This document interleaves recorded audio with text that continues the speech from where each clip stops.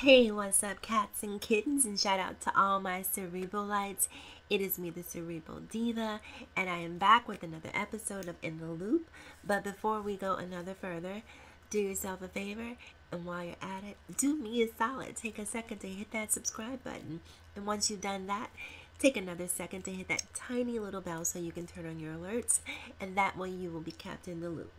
Now that we've gotten all of that out of the way, let's talk about what we're here to talk about, and that's Jigga, Jay-Z, Sean Carter, Mr. Beyonce, whatever you want to call him. Jay-Z is doing some incredible things, and I have to say that I am absolutely loving it and loving him. Now, we all know Jay-Z has, sort of a checkered past, and he's not a perfect guy by any stretch of the imagination, but that's neither here nor there. And the reason I say that is because sometimes when you see celebrities doing great things, a lot of times people like to tarnish what they're doing by what they've done. And to me, the two things are mutually exclusive. Well, it depends on what you've done. But I don't think that Jay-Z has done anything so egregious that it overshadows what he's trying to do now. And what he's trying to do right now is something great. So to all of you haters who come onto my channel and leave comments below talking about his past and the terrible things that he's done and so on and so forth, take your time and do it if you want to. I'll just delete the comments, so it doesn't really matter. Because what we're here to do is celebrate positive energy, and that's exactly what Jay-Z is putting into the community, and I absolutely love him for this. It's not just him, both he and Beyonce as of late have been really taking a stand and really doing some great things in the community. You've seen Beyonce do some stuff with the mothers of the movement, and some stuff with scholarships and things that she's trying to do to really help make an impact on the community overall.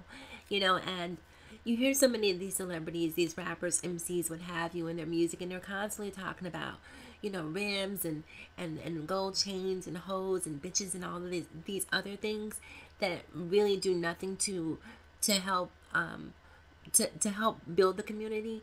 I love the fact that I'm seeing Jay-Z, and I wish that more MCs, more people in power, like we saw. I remember a few months ago, it was probably about a year ago, when the Black Lives movement was really, really prevalent. Not that it's not currently, but at this point in time, there was so much happening that Black Lives Matter was in the news pretty much every single day. And then we saw Lil Wayne come on TV and say some stuff about how he's never had trouble with the police. And I'm just scratching my head like, really? Like, it just drives me crazy when I hear people so disconnected from what the black experience is that they really undermine the struggle, the day-to-day struggles for people who are actually living in that environment. So what Jay-Z is doing, Jay-Z has decided that for Father's Day, he's going to actually bail out some fathers who are incarcerated and unable to make bail, and bring them home to their children for Father's Day. Now I hope these dads who are getting bonded out actually spend time with their children. Don't get bailed out of jail by Jay-Z and go chasing hoes and doing something crazy. Go spend time with your children. This is why he's doing this, and trying to give you an opportunity to spend time with your kids and make a way for you to do so. So I hope these dads do the right thing. I'm pretty sure that they will. But I'm just saying, if you're a dad who's getting bailed out, bonded out, whatever the case may be, make sure you go spend time with your kids.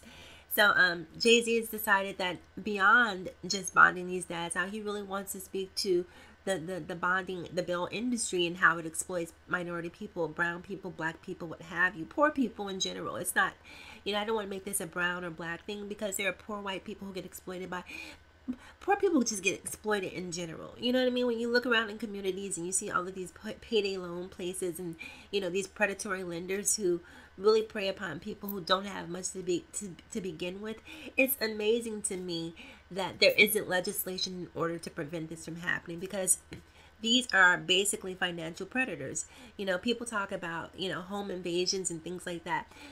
When these financial institutions or businesses go into minority communities, they're basically robbing these people without a gun. They're basically legally robbing these people. So I think that if Jay-Z is if he's going after the bail bond industry, go after these payday loan places too, because to me they really take advantage and really do a disservice to the people in those communities. And I know places like New York and some other places, I believe, won't even allow them to operate within their cities or states because they understand the impact that they have on the communities that they quote unquote serve.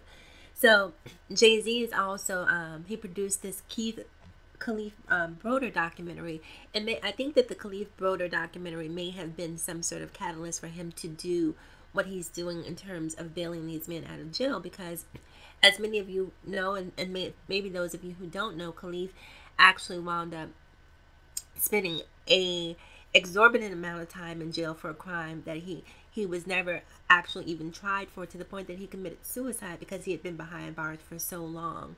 I believe he was in I forget the exact jail that he was in, but he was basically in jail for an extremely long time. And he was awaiting trial and hadn't been convicted of a crime, but because he was waiting to be tried, he just sat there. And he got depressed and ultimately decided that, death was better than living in the conditions that he was forced to live in. And so had his family been able to make bail, had his family been able to bond him out, perhaps he would still be alive. So I really think that that was really the impetus for Jay-Z to want to do what he's doing right now. So shout out to you, Jigga.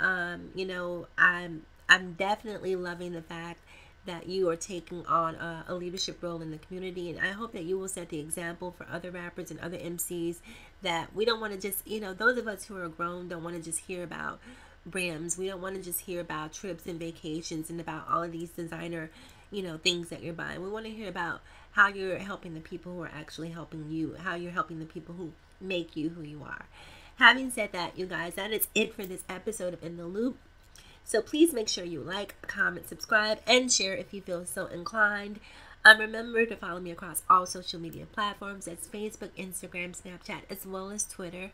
Remember, it's better to be pissed off than it is to be pissed on.